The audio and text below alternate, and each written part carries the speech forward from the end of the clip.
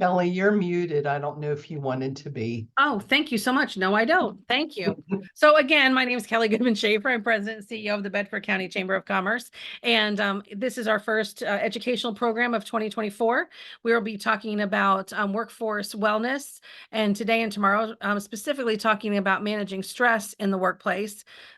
This program is made possible in part by a cooperation with the Bedford County Strong Committee, who's been working over the last year, excuse me, to help support the community in health and wellness scenarios coming out of the COVID-19 pandemic. One thing that we have heard from many of our local businesses is the challenges that we now have in the workplace. Number one, we don't have as many workers as we used to. There's not the same amount of participation in the workforce as pre-COVID. And also there's just so many stresses and dividers now in our society and in our workplaces in general. So I'm going to turn the program over now to Dr. Peggy Steinbruner, who is the owner of Horizon Behavioral Health. She is a fantastic person to talk on this topic because she's worked with many businesses as well as folks in the military, both in person and through telehealth.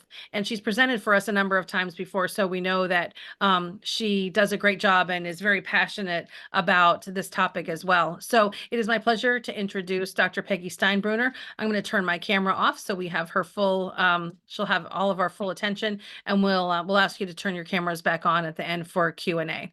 So Dr. Peggy Steinbruner, you can take it away. Thank you, Kelly. Thank you all for being here. I am excited to be the first educational presentation of the new year. You all are giving me your lunchtime, so I appreciate that. Please feel free to do whatever is comfortable for you, screens on or off, have your lunch, have your coffee, just be comfortable. I am having an interesting experience as I'm presenting on stress. I'm having a technological issue where I can't see my notes. So I'm going to do my best to recall those notes. And I'm also going to try to be mindful of the time because I really want to make this relevant to what you all are experiencing. And, the vast array of businesses that we have here, that we're blessed to have here in Bedford, I want to make sure that I'm touching on things that are useful to your specific spaces. I have kind of a broad idea of today talking about foundations in stress management. So I'm going to give you an overview of what I sometimes take 3 or more hours to do, but give you kind of the basics of what I consider the foundations of having, being prepared to manage stress and what to do with stress. But again, I do want to make sure that I am addressing the things that you all are interested in and the challenges specifically that you're facing in your workspaces. So my hope is to wrap my talking part up around 12:30 and then welcome you all to present any questions, concerns, thoughts. And tomorrow we'll cover some more interventions, and I can tailor that additionally based on the topics that we talk about today, if you have any feedback. So what do I know about stress? On top of the fact that I'm experiencing some acute stress right now. I have a background in some stressful spaces. So I am a psychologist, and I feel very blessed that part of my job is to learn about these kind of things that I think make me more well along the way. I would consider my stressful beginnings here in Everett. So I'm an Everett native, born and raised, and I grew up in an agricultural community. I don't know if there are any representatives from the agricultural industry in the audience today, but that is a major, the number one, I believe, industry in Bedford County, and there's a lot of stress that goes along with that. I have also worked in career fields that are typically predominantly male, which has presented some, challenges, opportunities, and also stressors. My first professional role was in corrections, so in state, federal, and local correctional facilities. I left that work and went into the Army. So I was active duty Army for 4.5 years. There's a lot of stress there, and I had the opportunity to learn a lot of great skills and foundations. Many of the foundations I'm going to present to you today are directly from kind of the Army's wellness handbook or the performance triad. And then I left active duty Army and went to the National Guard, and also working in community corrections again. And that led me to opening my own clinic, which if any of you are self-employed, you know that has its own host of stresses. And so hopefully some of the things that I share with you today will be useful to you and your workforce. I'm speaking to you as individuals. I'm speaking to you as employers and employees. I believe that we all have the ability to impact those around us, whether they are, working under our supervision or as peers, or even, influencing the people who might be above you in the chain of command. I believe that words are very important. So a statement that I say a lot is the words we use become the house we live in. So I share that, one, to encourage you to choose your words in a helpful way, but also because I have quotes throughout the presentation. I'm not going to read them most of the time, but because I think words are so important, if any of the quotes that I share are motivating to you or interesting to you, I encourage you to take those with you and put them places that you'll see often. I also think that humor is useful. I am not a funny person most of the time, but I appreciate humor. So I have a few little cartoons and things stuck in for some humor relief along the way. So I will continue on with an overview. So I'm going to talk about a little bit of COVID stress, the importance of, or kind of the why, why it's important to attend to stress and some of the effects. And then I'm going to go into today what I consider the foundations of stress management, and that is having a good foundation for wellness and resilience, so that when stressors come up, we can not only make it through those stressors without negative impacts to ourselves and our organizations, but also, be able to grow from those things. And then tomorrow I'm going to talk about some what I would consider more innovative approaches and specific things that you can take with you to manage stress. So what kind of stress are we seeing post-COVID, the residuals of COVID? There are many.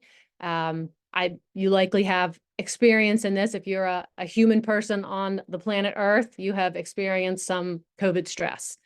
So some of the things in the workplace that are particularly of note, loss in productivity. That's, from acute illness, so not being able to come to work, the impacts of long COVID, which I'll touch on a bit. Just, isolation protocols, like not being able to come to work, even if you're not feeling unwell. People are having to leave work either temporarily or longer term to care for loved ones. And then all of these combinations of factors and others are resulting in a dwindling labor force. So even pre-COVID, we were dealing with an aging population. So people were leaving the workforce faster than they were coming in. And that was compounded by the losses due to COVID. People are dealing with physical health issues. So there's more acute illness now, not only with COVID itself, but some of the impact to our immunity has resulted in more illness. And, you just look to the left or right, and you see that happening in your workplaces. People are experiencing long COVID. So I don't think the medical community has a solid definition and understanding of what all that entails yet. But some things that they're noting, particularly in terms of the workforce, is impairment to mood and cognition. And then people, of course, have some residual physical impacts. So from organ damage, the chronic inflammation that's being observed, and then, as I mentioned, chronic immune system impairment. Again, probably not news to you, but behavioral health issues have really skyrocketed. I can't see my notes, so I apologize. I don't have the sources off the top of my head, but one study found that I believe up to half of adults in the United States that were surveyed endorse some depression or anxiety, so half the population.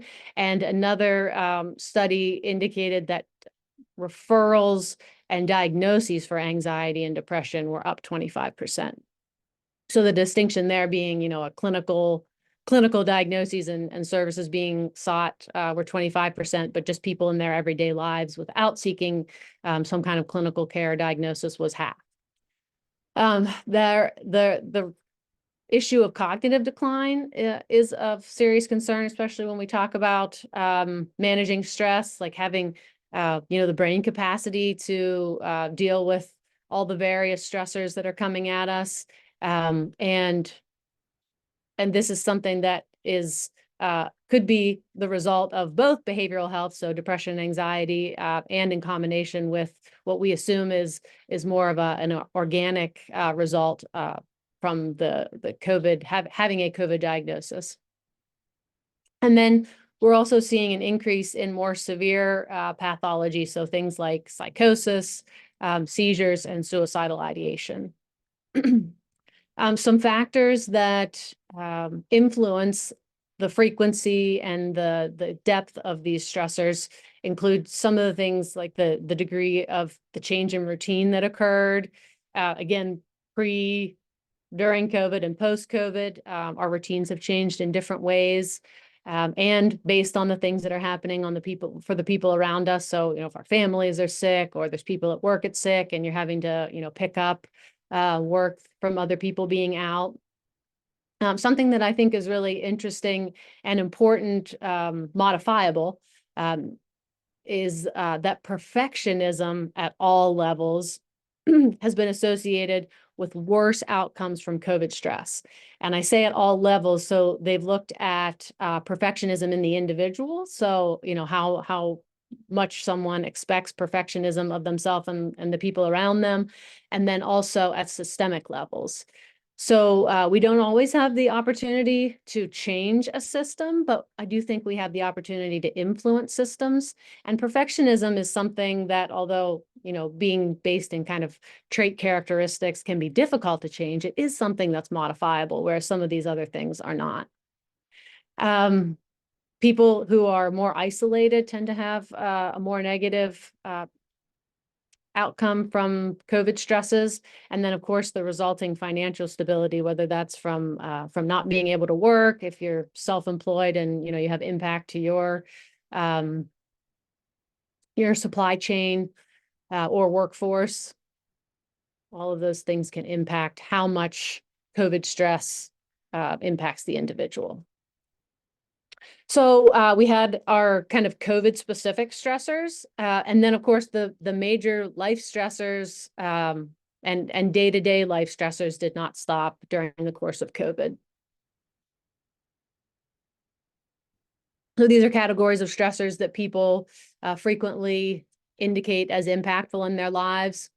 On the bottom left of the screen, you see the life change index scale. So this is what they kind of call the stress test. And basically this test indicates how much your life changes based on an event. And so death of a spouse is frequently at the top of that list for, you know, how much a life has changed. And of course, we've experienced more deaths in recent years. And also divorce, very high on the list. And we know about half of people will experience divorce in their lives. And the other, so in the bottom right-hand corner is some recent stressors post-COVID that are impacting people's perception of stress day to day.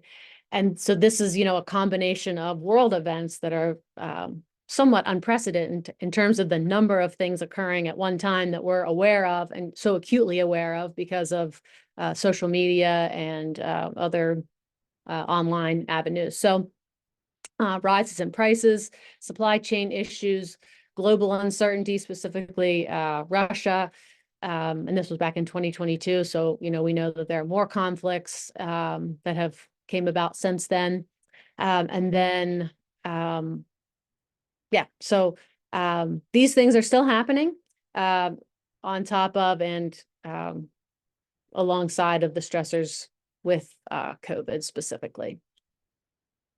So here are some of the physical effects of stress. We are kind of genetically, evolutionarily designed to respond to a stressor in an acute nature, in an acute way, and then we're supposed to go back to baseline. Our bodies like to be in a position of homeostasis. But if we get stuck, so either through chronic stressors, like we've all been experiencing the past few years, if we have frequent stressors, which may also be a characteristic of folks' lives in the past few years, especially, or if we get stuck in a stress response, these are some of the physical impacts. And for the sake of time, I'm not going to go over these in detail, but you can see that basically every aspect of the body is impacted. Similarly, emotional effects, there's a wide range. And these are typically, worry, anxiety day to day may not be a significant concern unless you get stuck in that. And of course, once things come into more of seeing yourself differently, characteristically, like you move into a point of shame, then, those are things that you want to make sure gets addressed in some way.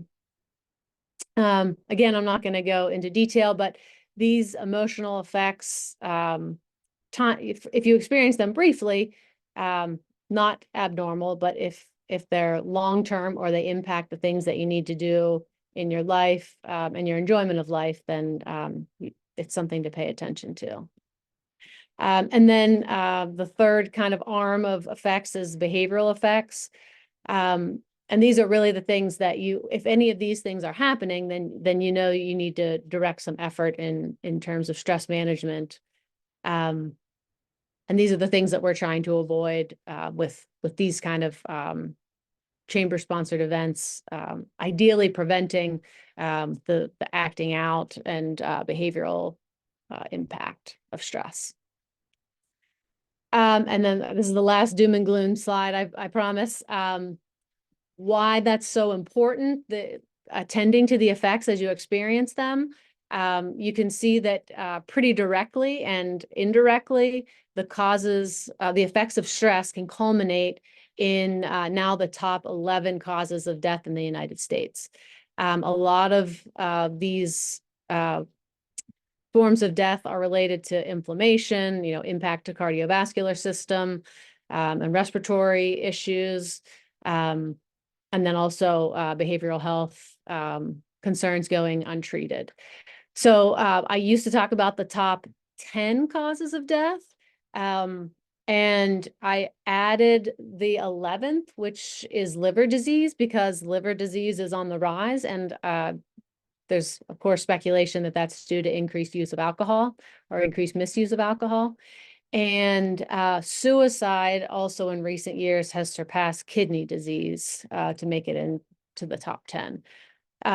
So just motivation for your attention on factors to manage stress. Oh, sorry. One more just reminder that all of these things culminate in negative impacts to your organization. So we talk about burnout a lot. I think in psychology and maybe just kind of in more general literature these days, because it is on the rise in a number of ways, especially post-COVID. And then burnout can impact your organization in these ways, which further compounds the issues to the folks still in the workforce. Okay, so what do we do about it? The kind of telltale point of whether you're managing your stress or the stress is kind of running you is whether you are living according to the things that are important to you and that you value. So if you're making decisions in your life about how you want to respond to people when you're frustrated, or how you decide to manage your tasks in a day, or if you decide how you're going to respond to someone versus reacting, those are indications that you're managing your stress well. If you're not, so if you have any of the effects that were on the previous slides, especially in terms of acting in ways that are not congruent with who you are, with your values, then that probably indicates that you want to take some efforts in terms of managing your stress and managing it in a more productive way. So the things that I consider foundations are exercise, nutrition, and sleep. So those are the basic building blocks of wellness. That's what the Army Performance Triad is based on. So it says that if we're doing these three things well, then our bodies, and especially for today's presentation, our brains have the ability to function the way they are intended. And you can manage emotions, you can manage stress as it comes, and you can overcome those and move on. I also added relationships to the foundational model because, and I'll explain more later, that there's some studies that have found that relationships are just as important as these other kind of basic health principles. And then tomorrow we'll get into some of the things that I consider a little bit more innovative, which is finding meaning, polyvagal exercises, and physiological regulation, and ways to optimize habits. Okay, so physical fitness. I'm guessing I don't have to tell you the physical benefits of exercise. So most importantly, though, I'm just going to point out people who exercise live longer and they live well longer, which I think is important as our society is aging in general.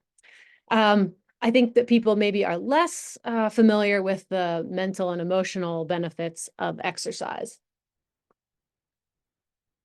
So specifically, there's a lot of literature on cardiovascular exercise in terms of less risk of depression and anxiety, improvement in behavioral health symptoms if you have a behavioral health disorder, and also improved cognition. So you're able to concentrate better, your speed of thought is better, people tend to have better memory and creativity.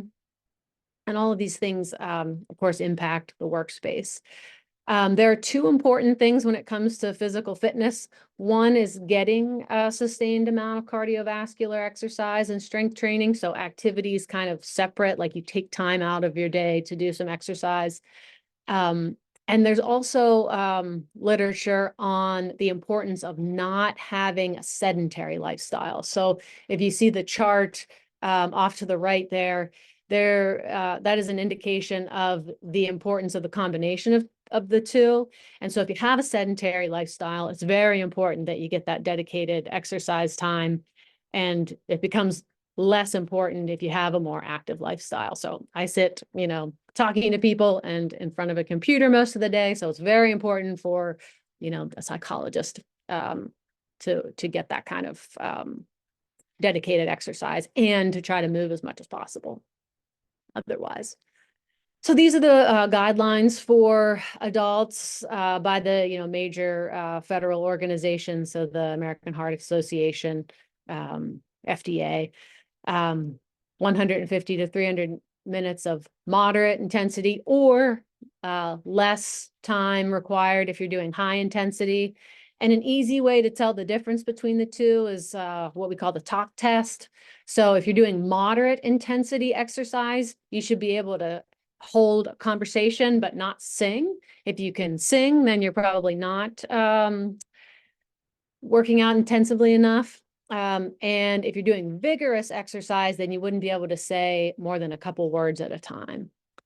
And then it's recommended to also do some days of muscle strength training. So as a psychologist and having a focus on mood and emotion, I tend to focus on cardiovascular exercise, but there is a lot of literature, especially in recent years, that suggests the importance of muscle strength training and how that improves not only your lifespan, but also living well longer, which is, I think, important to consider. And then, of course, the avoiding inactivity and getting your steps in. The next building block of wellness is nutrition. Again, the chronic diseases impacted by healthy eating are probably not surprising to you. You may be less aware of the impact that nutrition has on performance. So both physical performance, so being able to recover more quickly, having more strength and aerobic capacity, but also your nutrition significantly impacts your cognitive and emotional functioning.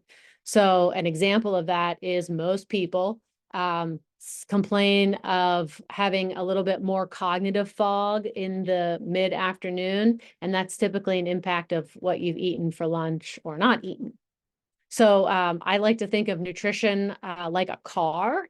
So if you think about what happens to your car if it runs out of gas, so it doesn't get the gas or fuel that it needs, it's not going to go very far. And also, if you put the wrong kind of gas or fuel in your vehicle, there's some pretty negative outcomes. So if you think about the food that you put in your body, like gas in your car, people are much more likely, in my observation, to make sure their car gets the right gas versus diesel fuel than they are to make sure that their bodies are getting the right fuel. And we never let our cars, or seldom let our cars run out of gas. But you may be working on, far less than ideal nutritional content, maybe even today. So some basics of nutrition, you can follow the MyPlate, which replaced the food pyramid. I think just, most noteworthy is that half of our diet should be fruit and vegetables. It's important to consume whole grains versus enriched processed carbs, and get lean protein, so fish, eggs, nuts, and your fat choices should include healthy fat. It's better to consume more of your calories earlier in the day. There's a lot of good literature for intermittent fasting. There's actually a lot of good literature on fasting, period, but that's pretty difficult. So intermittent fasting is a way to get some of those health benefits, improve inflammation, and have your calories consumed in a kind of a circumscribed point of the day. And that's flexible. So, you can start with even an 8-hour fast and then, move your hours up over days. Portion size in our country tends to be pretty off. There's some kind of rules of thumb for portion size. So deck of card or palm for meat, tennis ball or a cupped hand for grains, and a thumb for fat. It's important to be attentive to the sugar content that the amount of sugar that you're consuming. And I recommend avoiding all artificial sweeteners. Hydration, I think, is a significant issue in our country. We should have half of our body weight in ounces in water. And you can't drink the water you don't have. So I recommend just always carrying water with you. And, even if you're taking a couple sips throughout the day, also tracking your water. I think really gives you an awareness of how much water you're drinking versus maybe some goals that you have. And it's a good way to increase your hydration. And then eating more slowly can help you and more mindfully. I am going to move a little bit more quickly because it is now 12:31 and I wanted to have lots of time for question and answer and discussion. And unfortunately, I put sleep third on this list, although I believe that sleep is one of the most important foundations for wellness. So significant negative health outcomes if you're getting less than 5 hours versus greater than 7 hours. We are chronically a dehydrated population, and we're also chronically poor at sleeping. So 1/3 of U.S. adults in a recent study reported fully disordered sleeping, and only 1/3 reported sleeping adequately. 7 to 8 hours is an average. It doesn't mean that you may not be able to function on more, on less, or need more sleep. So the Army and military population study human performance quite a bit, and sleep has been shown to be the #1 modifiable factor in human performance. So that's physical performance, but also mental and cognitive performance. It's important to address causes, if there are specific factors influencing your sleep or sleep deficit. And some of these things are just kind of problem solving. Definitely, if you have any symptoms of obstructive sleep apnea, it's important to get those assessed. And also, very importantly, if you take any kind of pill, so over-the-counter, prescription sleep aids, etc., they are very much only studied and intended for short-term use. So I think sleep is very important. So if you need to use an aid to get sleep on a temporary basis, that's fine, but it should not be your long-term strategy. These are some behaviors that I talk to people about very frequently if they're trying to get back into a good sleep routine and get a circumscribed, coherent, congruent amount of sleep. So having a regular wake time, avoiding stimulants before bed. Alcohol is not a friend to sleep. It allows people to maybe fall asleep, or they feel like they're falling asleep more easily, but it alters your sleep architecture, so it's not as restful. Most people should not exercise right before bed. I don't think that's across the board. But there's also some additional benefit to circadian rhythm when you exercise as early in the morning as possible. If you're having problems maintaining a period of sleep at night, it's best not to nap, to have a regular and relaxing bedtime routine, and that can be completely tailored to whatever works in your life. But having an indication, a trigger that your body starts to say, hey, it's about time to sleep. And very importantly, not being in bed if you can't sleep. So if you lay down, you can't fall asleep in 15 or 20 minutes, it's important to get out of bed, do something boring, and then not go back to bed until you're tired. That shouldn't have to be forever. You should, at some point, get more consolidated sleep with that practice. It's a difficult practice, but a powerful one. And then finally, the last, what I consider a foundational aspect of wellness, to give you the best shot at managing stress well, is relationships. So I talk about all these kind of physical health wellness factors that also impact mood and cognition. But Harvard did the longest, most comprehensive longitudinal study of the lifespan through the Harvard Study of Adult Development. And I highly recommend looking it up. The most recent director of the program, Robert Waldinger, does a lot of great TED Talks. There's one in the slides here if you're interested. But basically, they've studied people over, I think it's 80 plus years at this point. And of course, being well. So, the building blocks that we've talked about so far were impactful, but the most distinguishing feature between people who lived longer and lived well longer was having meaningful relationships and connections in their lives. That doesn't mean that if you're an introvert, you have to all of a sudden be an extrovert, because quality is more important than quantity. But having meaningful relationships in your life is extremely important, a huge buffer against stress. There's some literature in military circles where even combat-related PTSD was far less likely when the service member was in a cohesive, supportive unit.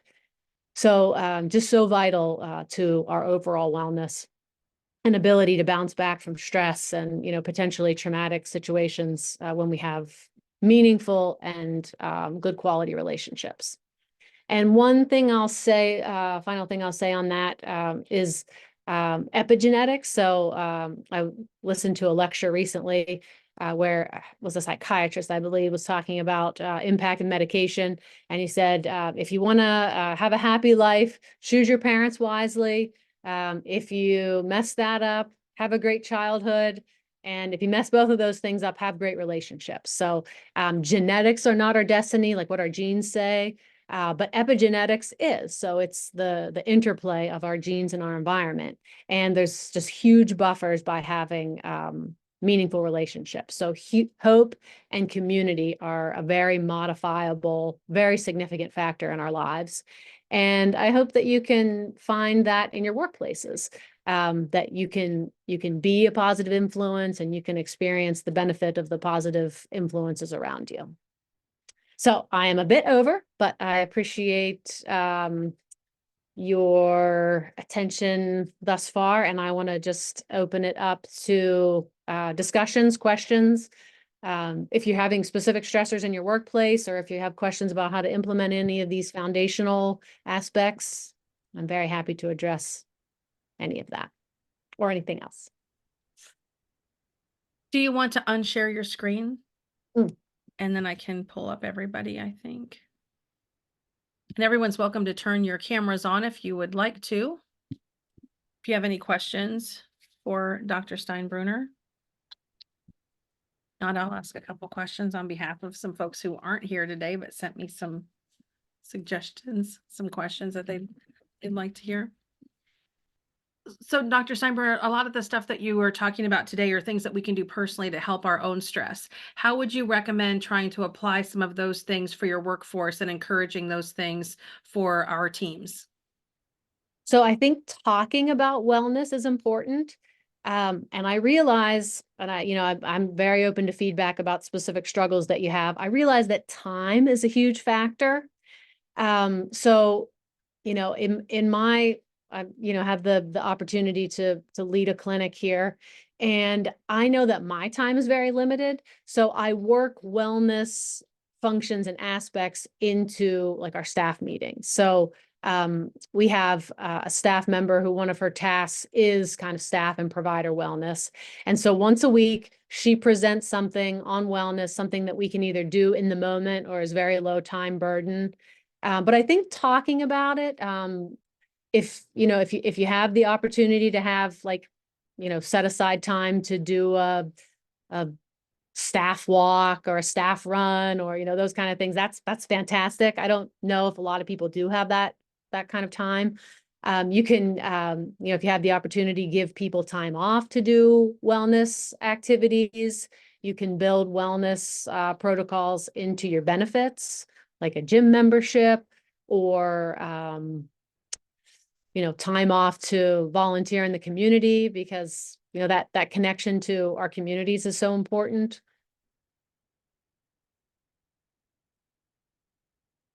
During COVID, we were doing net walking, we called it, because we weren't allowed to have our normal mixers. Yeah. So we would do over lunch, everybody would go and walk the trail for like a half an hour, and then we'd sit in the pavilion outside and have a lunch. And we didn't get tons of people doing that, but it just was a nice break to just be outdoors. What Sure. should employers maybe do if they're seeing people stressed in their workforce? Is there something that you would recommend to HR professionals or to leaders of companies when you see people being more stressed maybe than usual, to help them?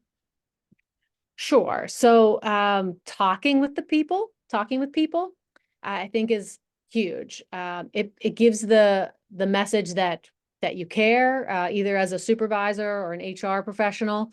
And then you can try to address the issue kind of at its core, because there's a wide range of things that may be available or could be available to your organization. So some organizations have formal EAPs, for example.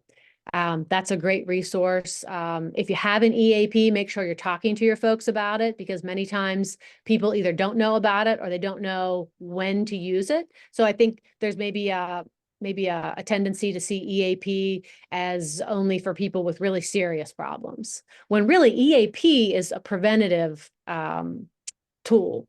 So it's typically kind of subclinical type services. So if you need And for support, anyone who doesn't know what EAP is, do you want to explain that? yes, employee assistance programs. And so it looks differently, I think, in different organizations, but the kind of crux of it is usually someone that has some kind of behavioral health degree or background that provides usually non-clinical services. So so if you had a diagnosis of depression now or in the past, like that may preclude you from using the EAP, or you may be able to use the EAP for just kind of the work-related stressor or the personal stressor that might be impacting your work. So if you have an EAP, making sure People know that and they know how to access it. If you don't have a formal EAP, I think that that's something that you could reach out to behavioral health professionals in the community, or even your insurance company. And then there is, the availability of clinical services if you feel like that might be needed. And there's a number of behavioral health services in our area in addition to our clinic. But people need a set of resources. They need to know we care. They need to know you care. And then you need to have kind of a tool bag of resources. If they are having a specific stressor that would benefit from either EAP or behavioral health services, just maybe have a list of things, a list of those agencies for them to reach out to. And then if you're a county employee, I believe I see some county folks on here. We have a memorandum of agreement with the county to provide stress management services. And so, feel free to reach out to your supervisor or to us directly, and we can help facilitate that. Does anyone else have any questions they'd like to ask, either verbally or in the chat?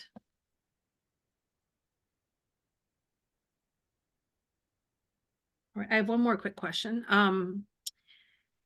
I thought it was really interesting. You talked about relationships and how important those are. And obviously many of us spend more time at work with people that we work with than maybe sometimes our own families, as I'm sure you're aware, Dr. Steinbruner. And I think one of the things that's happened post-COVID is just such a divisive nature of our society.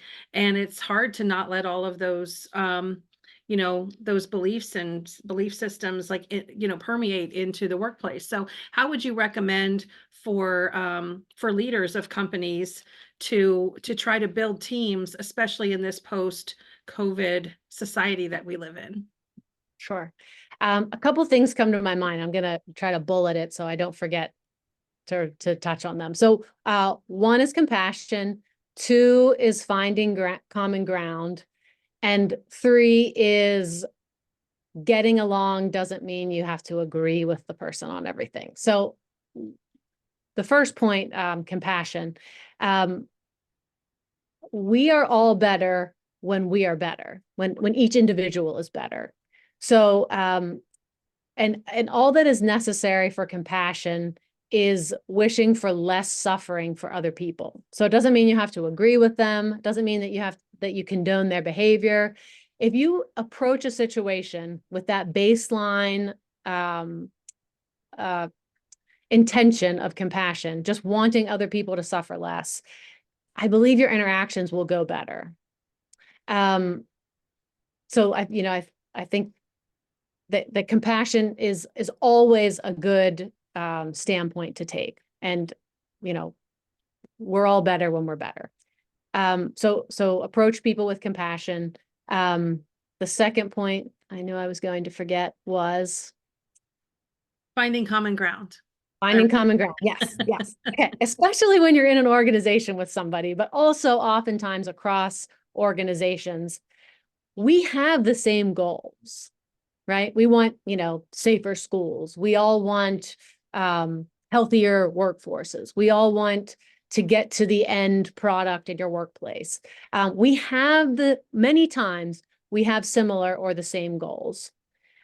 However, based on our discipline, our training, our experiences, we have very different ideas of how to get to those common goals.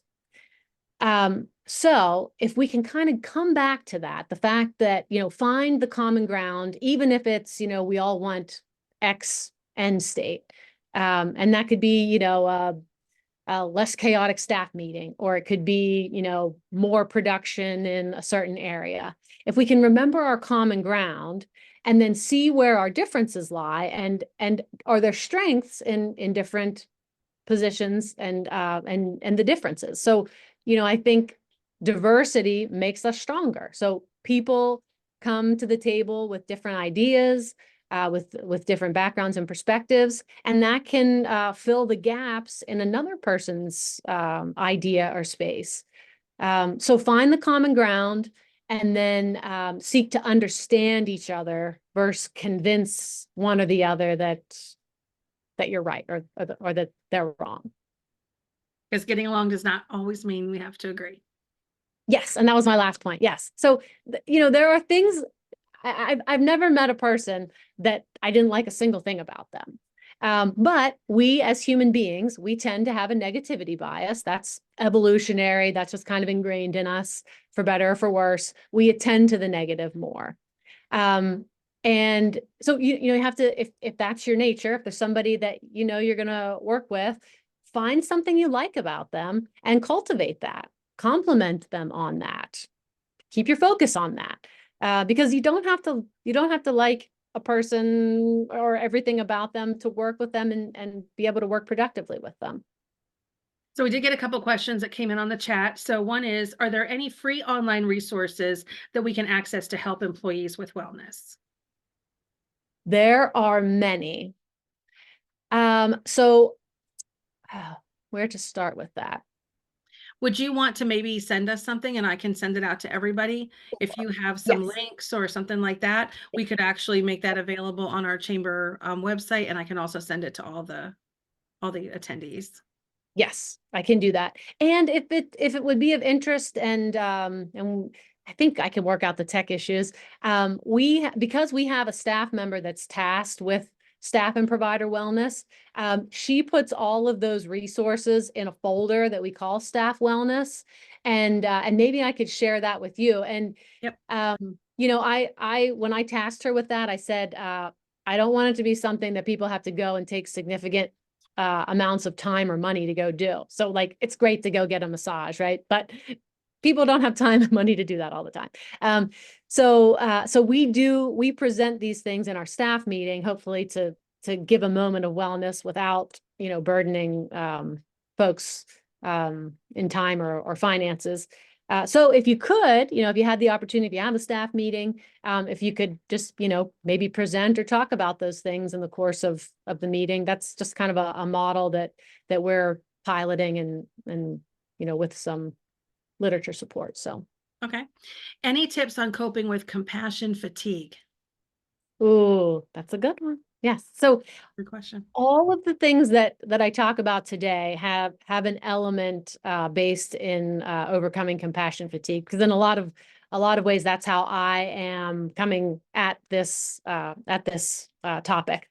So the more physically well we can be, the better we are able to manage stressors as they come.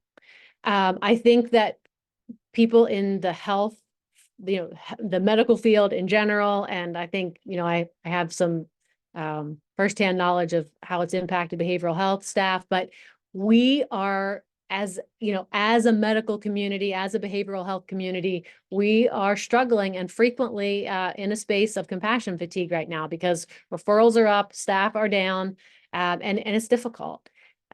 So something I'm going to talk about tomorrow is optimizing habits, and I'm really going to encourage folks to take whatever small steps you can today to be as well as possible, and I mean wellness from a holistic perspective in terms of physical health and mental and emotional health. I have the slides from today outline some strategies in each of the categories I talked about.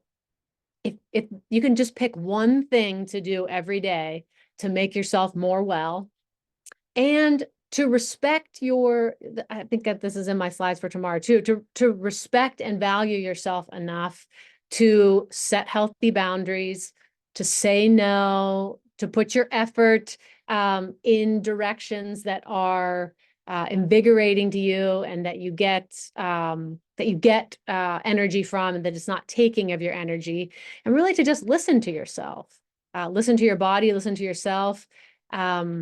Get your own therapy. I'm a huge proponent of that. Biased though I am, I think all, if not everybody, can benefit from therapy. But yeah, I mean, we have to take care of ourselves. And, in the helping professions, people say, well, you have to take care of yourself so that you can take care of other people. Well, if you haven't heard it, I want to tell you, you deserve to be well for you. You deserve to be well. And we can help people better, whether it's our families or our peers at work or patients, we help people better well when we're well. And so set the boundaries, take whatever steps you can to be your best self. Oh, Kelly, I can't hear you. I was just gonna say, that's like the old, the instructions on an airplane, put your own oxygen mask on first before you can help someone else. Yes. We had Yep. one other comment in the chat, and that was they loved hearing the holistic approach to stress. It's so important to replenish our adrenals with supporting minerals to build and meet our energy need. Our stress load depletes our minerals, which, if not replenished, will keep us in Absolutely. chronic tired, fight, flight status. Loved how this approach is cueing in and taking care of body, mind, and spirit. Thank you. So good Absolutely. job. Yes. Any other questions in these last couple minutes? I will say too, on the idea of the holistic approach, that now more than ever, we really need to be physically well, because there's a cascade of events that happen when we get sick, that we get behind on things, and then we're more stressed. So sometimes, yeah, I mean, it's an investment. I can't remember. I think that maybe I had a slide, you don't have time. You don't have an hour to work out or exercise now, what do you think about being dead 24 hours? That's kind of an extreme perspective, but now more than ever, our physical wellness is so important. We're fighting off, various forms of illnesses and evolving illnesses. So, at a time where we have less time because there's so much work to be done and a smaller workforce to do it, it is truly a good investment of your time as an individual, but also as an organization, to encourage health and wellness behaviors. Well, and the good news in Bedford County is there are so many businesses that have popped up in the last couple of years that address those things. The salt Yeah. rooms, of course, we've had Health by Choice for years and years, but there's a lot more, there are a lot more businesses locally, so you don't have to go a long ways away to look at some of those opportunities. And maybe that's a way that we could extend this series, by bringing some of those businesses in to explore those different wellness opportunities. So last question would be, I know you touched a little bit on what people can expect tomorrow. Is there anything else you want to give us a little preview on for tomorrow? So I'm going to talk about some specific strategies. So focusing on body regulation, polyvagal interventions. You mentioned some of the fortunate aspects of Bedford County. We have a beautiful space where we can take advantage of the outdoors. I'm not a cold person, so I'm not taking advantage of any of the snow activities now. But being out in nature, has an additional benefit and impact. And so I'm going to talk about grounding a little bit.